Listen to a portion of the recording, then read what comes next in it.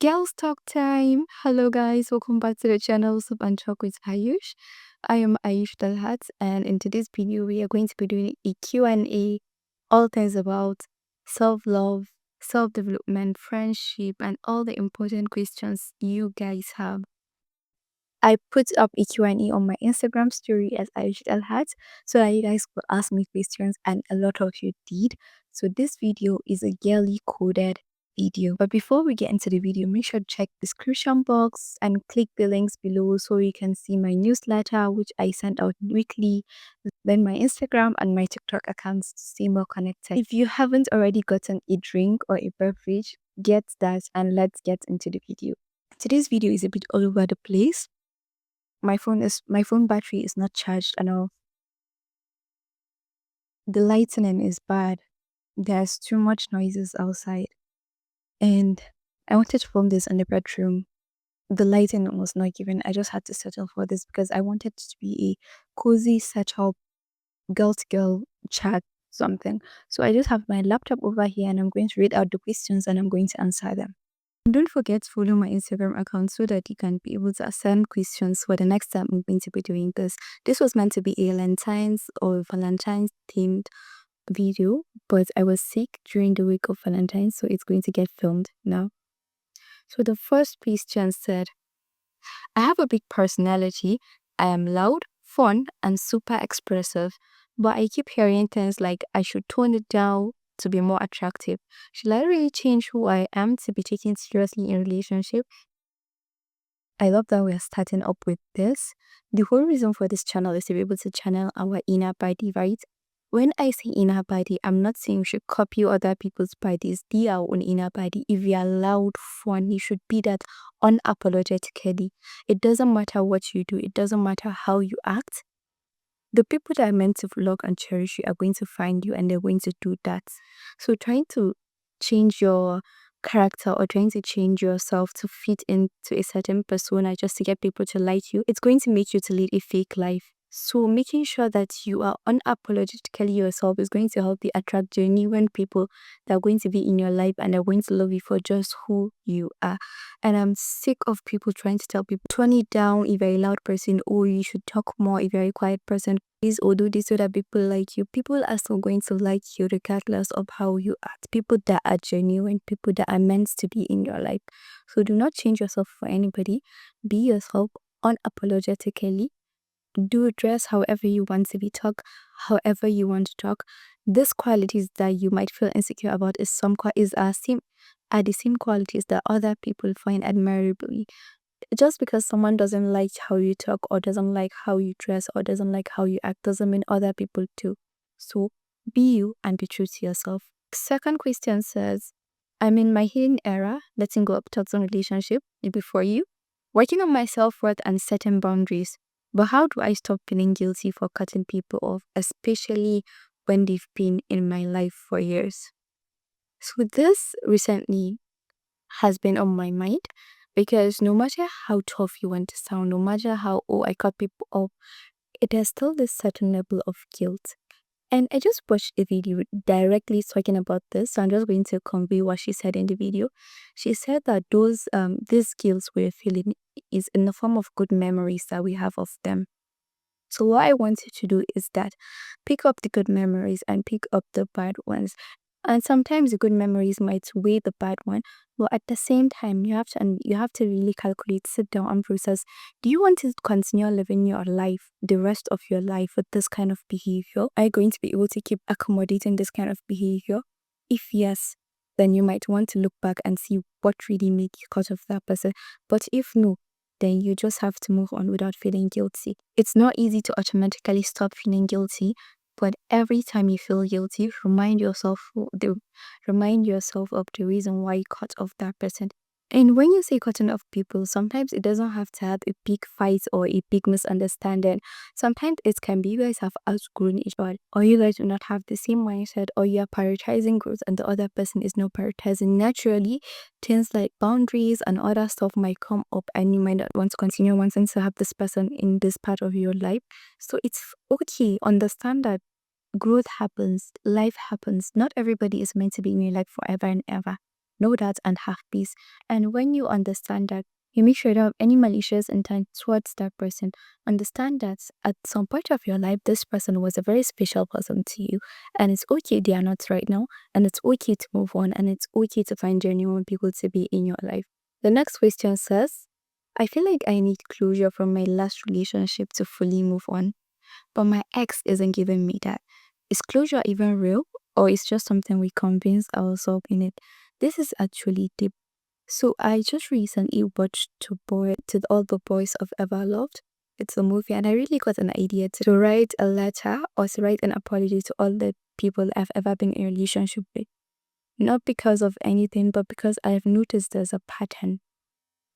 To be honest, I wouldn't say um completely 100, but I think I was a toxic person when it came to that. I move on without giving people closure. And most of the times, it's not even because of them or it's not even because they did anything to me. That was one thing I understood. It was simply because of me. I had issues that I needed to fix and I couldn't. Maybe I was in my avoidant attachment, or I just didn't want to deal with a relationship and I just move on without really giving them the closure they needed. So now that I've healed and I'm currently working on myself, and I just realized that it's not fair on them. But at the same time, because I realized that they might keep thinking, what if they were the one that offended me? What if it was their fault or something like that? So I had this idea. It was a brief idea in the moment. I even forgot about it until I saw this question, to send them a message and just tell them why I did that and how it happened, to just give them a full closure. I haven't been able to do that, and I think that's a good idea. But a closure is an action of another person which you can't control. You can only control your actions. They can't control my actions to give them closure. So if I decide not to give them closure, it's up to them to find their own closure and move on from me. So this is what I want you to apply. It's not their it's you can't force them to give you closure. What you can do, however, is give yourself closure. And what I realized that is that why I didn't give them closure, or why I was able to move on without actually thank you, is because maybe I didn't care enough. There was not, maybe I'm not going to sugarcoat it. I'm calling myself out here, be vulnerable, but I don't really care enough. If someone cares enough for you, they won't move on without closure.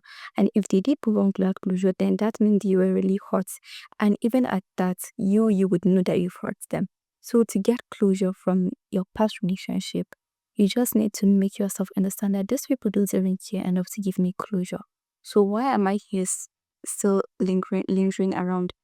And while closure is real, you would want like to know, I don't think it's important in order for you to move on. Giving yourself closure to know that you are not being cared for is enough for you to move on. So next time you once feel like you need closure, I need to remind yourself that this person didn't bother giving me closure on their own. So I'm moving on. Or this person doesn't have the emotional intelligence to give me closure on their own.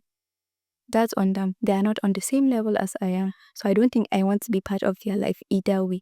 So moving on is not as easy as it sounds, but at the same time, closure is not as really important as people make it to be.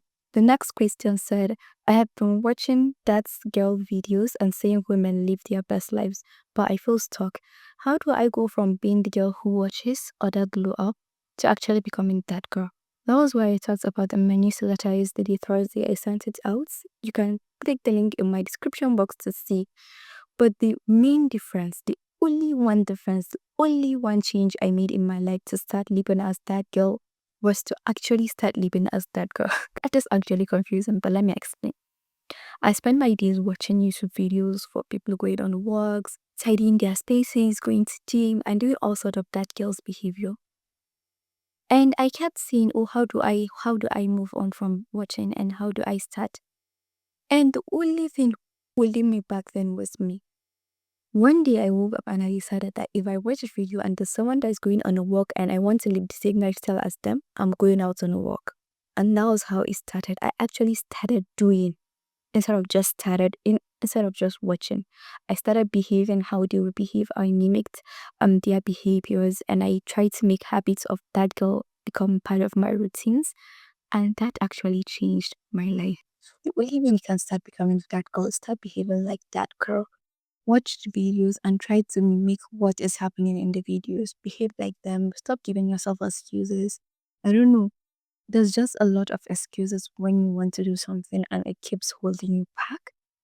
Just do it no matter what. Just do it no matter what. Start by trying to wake up early. And if you're not able to start waking up early, you can maybe just tell, okay, if I don't wake up early, I'll still go for that walk or I'll still do the exercise. Just start small, just build the habit. And before you know it, you graduate from watching that girl videos to maybe fashion tips and you start dressing how you always wanted to dress. And trust me, with dressing especially, the moment I decided I want to start dressing this way, then I didn't have any of the clothes in my wardrobe. It was just my regular normal clothes that I usually wear. But the moment I decided I don't want to continue dressing this way, I don't know.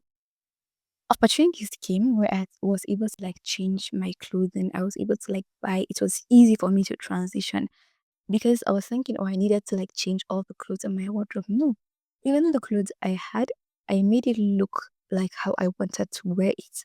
Then before you know it, as time went on, I kept getting more additions and I flushed the ones I didn't want. And before I know it, I was dressing exactly how I wanted through and through. So when you want to become something, you just start with the resources you have immediately. The moment you finish watching this video, do one habit of that girl. Do do a behavior or like build a habit of that girl. I'm wishing you luck. The next question says, oh, I know the red flags are there. Girl, my friends tell me, my guts tell me. See, let's before I even finish, you know you have genuine friends when they tell you about red flags. Because I've noticed now it's not easy to find people that are that are going to stand up for you through and through.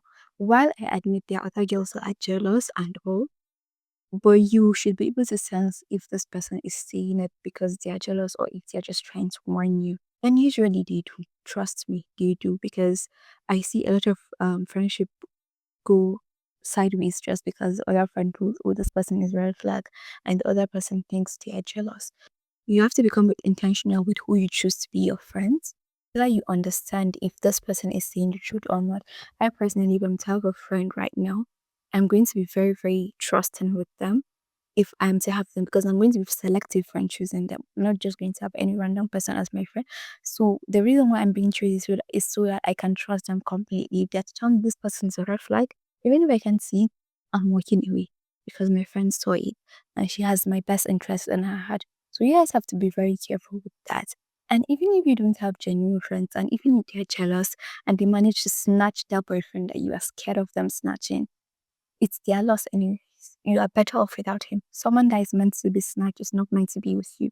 So you just have to maybe trust your guts and have a little bit more trust in female friendship. Because there's this narrative going around these days that, oh, female friendships are fake, blah, blah, blah, blah.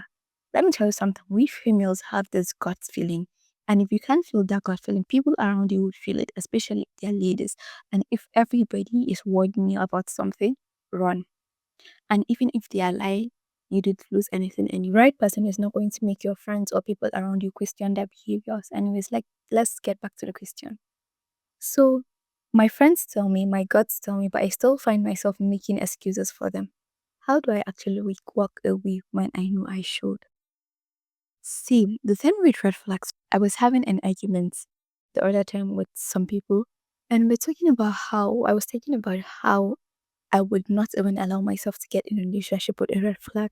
And they were like, no, you can't. Sometimes you just have to overlook it and blah, blah.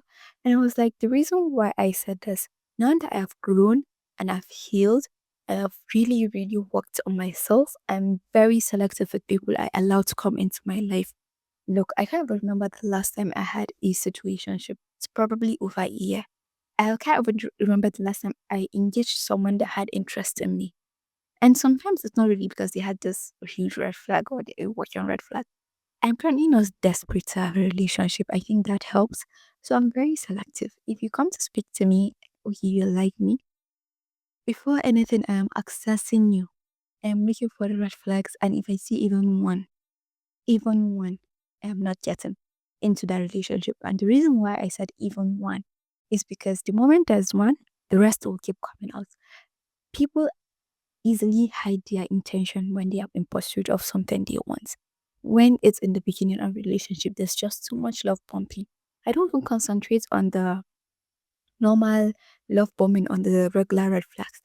I concentrate on how you act with other people. Because with me, I know you're not going to act foolishly. And it doesn't even take me like months or even weeks to find out who you are. The moment we start talking, I am able to do that. So for now, what you really need is not even a relationship. You need to work on your self worth, not even feel desperate enough to have a relationship so you don't overlook all these glaring red flags. Because I can testify I'm a lover just true and true. And it's not easy when you're already neck deep into the relationship. You just remove yourself. It used to be easy for me people because I had an avoidant attachment style. Also, another thing is to know your attachment style. You would probably have anxious attachment style, which is another reason why you find it hard to let go. So you just have to understand that being together with people like that, they are manipulative sometimes, and sometimes they're narcissists, and it's not totally your fault. But just equip yourself before you get in a relationship. If there's a smelly detail about that person, don't even go in. Don't even go in. Work on yourself, know yourself with that way. If you know yourself, what you'll be able to work out anytime, any minute, no matter how long you guys have been deep. And the moment you show you their attributes, you'll be able to do that. Because personally, now I feel like doesn't matter how long I'm together with somebody, they're going to make a compromise on my happiness. I'm leaving. Hopefully, that doesn't happen. But I'm just saying, I know myself worth. I am not desperate enough to be in a relationship. So just make sure to understand that. The next question says, I'm obsessed with my self development. Good for you. But but sometimes I feel like I'm being too hard on myself because most people figure themselves out in their 20s while I'm just 18. You see, there's this big misconception. I don't actually believe in time or age factor. People, oh, you have to be rich before 30, or you have to have your life together before 30, or your 20s are meant to find yourself, or your teens are meant for you to be this, or your 40s. No, I don't think life is supposed to have this timeline. It makes people feel so pressured unnecessarily, or not take their life as seriously as they could. I really wished when I was 18 I had come across self development because I knew. I'm so glad I did when I did because that was the time I actually needed it. But at the same time, I feel like if I had come across this a little bit earlier, I would have gone far in my life, further than how I am. But I'm really grateful with where I am and I'm really contented with where I am. So I'm just saying this is kind of like an advantage for you. You don't have any, I don't know how to say it, you don't have any real responsibilities. I don't know who you are. I feel like at 18, if you still live with your parents, your responsibilities are limited. Believe me, also don't have much responsibilities, but I feel like as you grow older, responsibilities pile up to your head. I don't need to feed anyone, I don't need to clothe anyone, but sometimes I feel like, oh, I need to just help this person. I need to like give this relative this. I need to maybe buy this for my sibling. And I feel like at the age of 18, you're not really thinking of all that yet. So working, having that time to yourself is actually a gift. So embrace it and enjoy it. Be as obsessed as you can. Find out anything you can before you reach 20 so that you'll be able to just start your 20s at the right foot. And there's no right or wrong when starting any age. I'm just saying like if you're obsessed with self-development, at least I know you don't want to start it on a regular basis. So I'm so happy you're obsessed with self development, and I'm glad you are having this realization at this age. It's nothing in your life, however, you want it to be. If you want to tone it down, it's fine as long as you're working to become a good person. Another thing is with self development, I think people just, I don't know, there's a lot of misconception when it comes to self development. I want to talk about it in another video probably. But why I realized that people don't understand me personally what self development means to me is to become a better person, just a better person, a kinder person to my neighbors, a better family, a better child to my parents, a better friend to my friends, a better partner to my partner, a better boss or work colleague to my work work people or whoever, a better person to my community in general. So I don't see how that should have it have an age limitation. That can be done at any age. As long as you are striving to become a better person, you're good to go. The next question says, Hi Ayush, hi too. I love love. Girl, same. But I feel like I attract people who don't treat me the way I deserve. How do I break out of the cycle of falling for the wrong people while still keeping my heart open? There's only one answer to this question. The answer is you are not supposed to be finding love, or you're not supposed to be the one finding the one, the one person meant for you. The one is supposed to be finding you. So the idea of going through relationship just to make sure you find the perfect person, cross it off. I've always been the hopeless romantic. And while sometimes I'm lucky, I get people to even do like the quarter of what I want them to do, like opening car doors and getting me flowers and like making breakfast for me, all these cute stuff.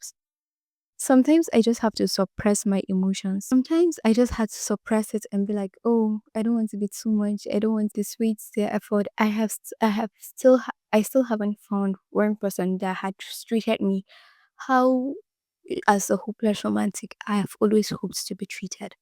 Here's one thing I realized. Instead of finding the love, I realized that I am the price tag to be won. And if you're a true hopeless romantic, you would know that. Even all those movies we watch with the hopeless romantic title, you don't see the girl chasing the love. The love keeps chasing the girl. So I want you to sit back tight and wait for the love to find you. While the love is trying to locate you, work on yourself. Make sure you are a top tier prize. And when the love finally finds you, it's going to meet you at your best self, at your best state to treat you, to give you all the preset treatments you need. So relax and wait for the love to find you. We had the next question says, I keep hearing about soft life and femininity, but I love being ambitious and independent. I don't know a lot of questions. I'm really glad that I did this.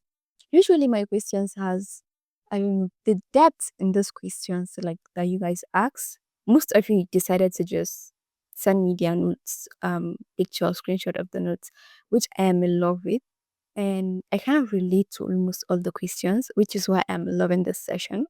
Anyways, she says, but I love being ambitious and independent. How do I balance being in my feminine energy without feeling like I have to shrink myself for a relationship? So just is it on Monday? I had this conversation with my friend, and I was telling her how me personally that I'm not in a relationship. It's very hard for me to balance my masculine energy and my feminine energy because I feel like I'm always in my masculine energy because I have to do things for myself. Even if I'm going for days, I have to be the one to plan it and all those stuff. So it's kind of a tough nut to crack. And I think it's very important to know how to balance this too. Balance I manage to find is that I treat myself as my partner. Let me explain this.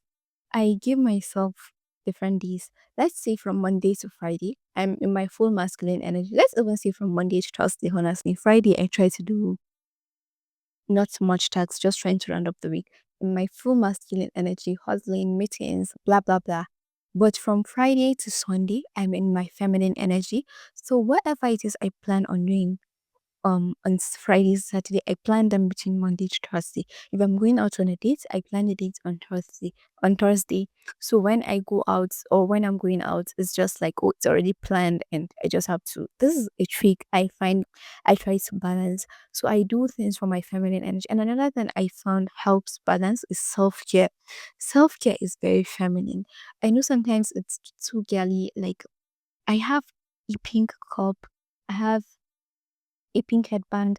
I have a robe and I have like things that makes me feel so feminine, so soft.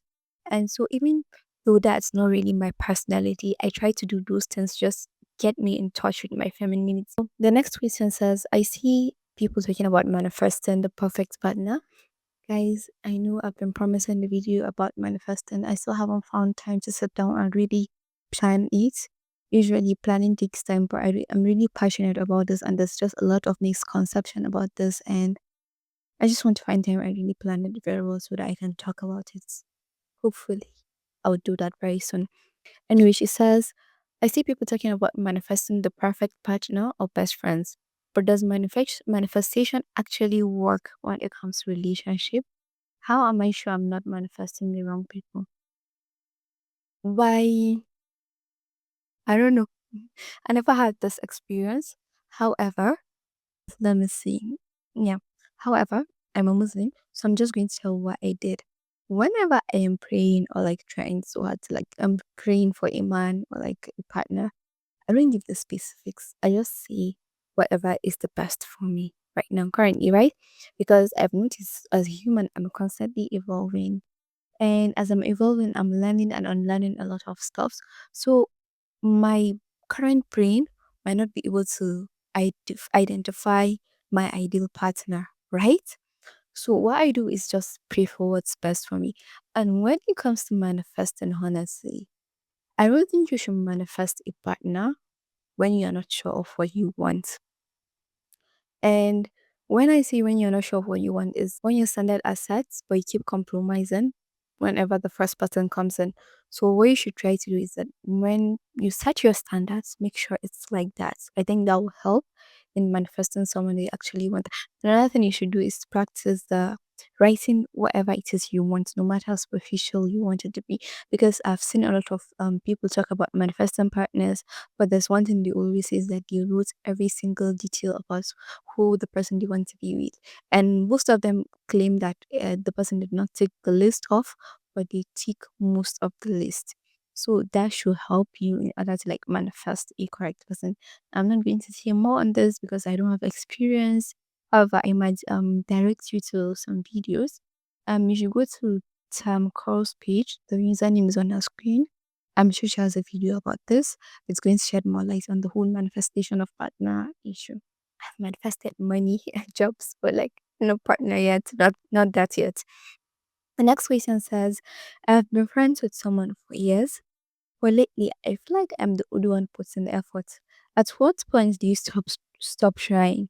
And how do you know when it's time to walk away from a friendship? Well, so um most of us stumble into like self-development recently. If not recently, let's just say we didn't really grow up with that mindset, especially if you're in Nigeria and you're from the north, except if your parents are into that and they raised you up like that. And I've noticed a lot of us have been into friendships without second thoughts, without screening, and which is fine. And we've been with these people for the better most part of our lives. We didn't even know who we are then when we started this whole friendship. And as we grow and we evolve and we find out who we are, we find out our likes and our boundaries and all that stuff, we start to realize maybe this is not who I want to be together with. Or maybe I've been taking a lot of stuff from this friendship that is not being reciprocated. And that is a major sign of growth that you're able to recognize things that are serving you and things that are not serving you in this life, right? So the moments you come to this realization that you've been the only person putting the work in this friendship, that is the moment you start to plan your exit. Because that person does no longer serve your current self.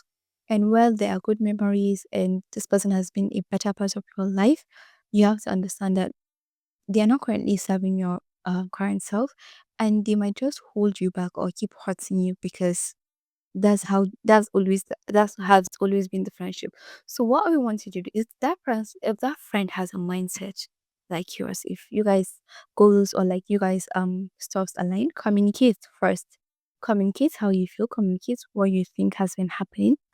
After the communication, that is when you're going to get your clear answer whether you are to work out or not. But personally, I think the moment you realize that, start planning your exit, start emotionally detaching so that when by the time you have communicated with them, their answers are going to be clear to you. Because when you're so emotionally attached to them, the answers might not be clear. But when you start emotionally detaching, you see them for who they are without all the glitches of them being your friend, without your halo lights making them feel like they're this good person in your eyes. That's the moment you decide whether or not your answers are worth you staying. Some are worth staying because they will clearly understand your communication and try so hard to be a better friend. While some, yeah, so you know when to leave when you communicate to them. The next question says, I see all this self-love TikToks and people talking about romanticizing your life. She put this in her quotes. But honestly, I don't even know where to start. What are small realistic ways I can start loving myself more? Girl, if you're a frequenter of like if you're a maybe you are a newcomer, but I made this video.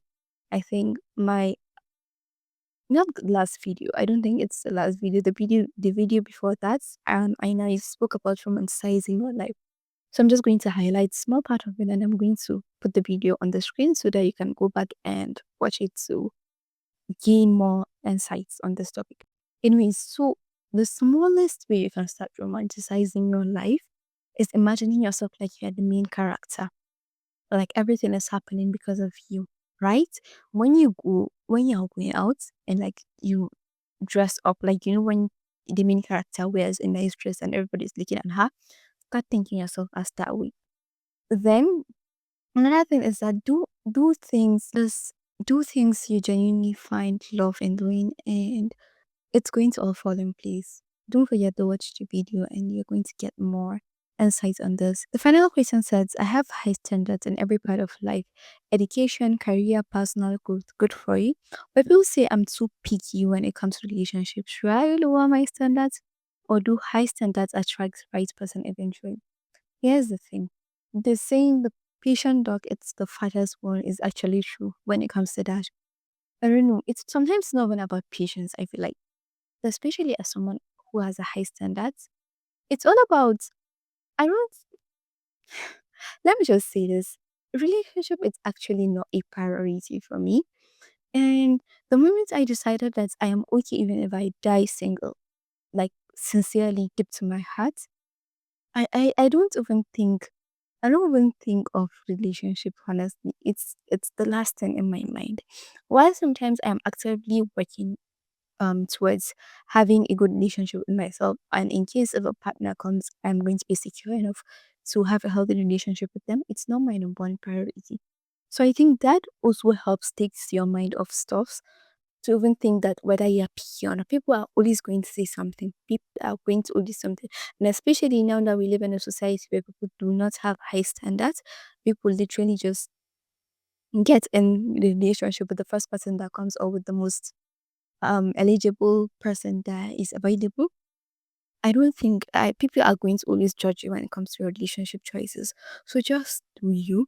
Make sure it's the last thing on your mind, because if it's even the last thing on your mind, people are going to say stuff and you're going to be like, really, I'm not even thinking of that right now. So just focus on something else. And when the right time comes, your standards are going to save you. So this brings us to the end of this video. I enjoyed it, even though show me it was very hectic. I'm running on a schedule, behind the schedule. Anyways, I'm going to see you guys in my next video. Don't forget to like, comment your favorite answer, and subscribe. Hit the subscribe button and check the links in the description box. Like and follow and do whatever it's you're supposed to be doing. I'm going to see you guys in my next video. Bye. I see what he loves about you. You're so perfect.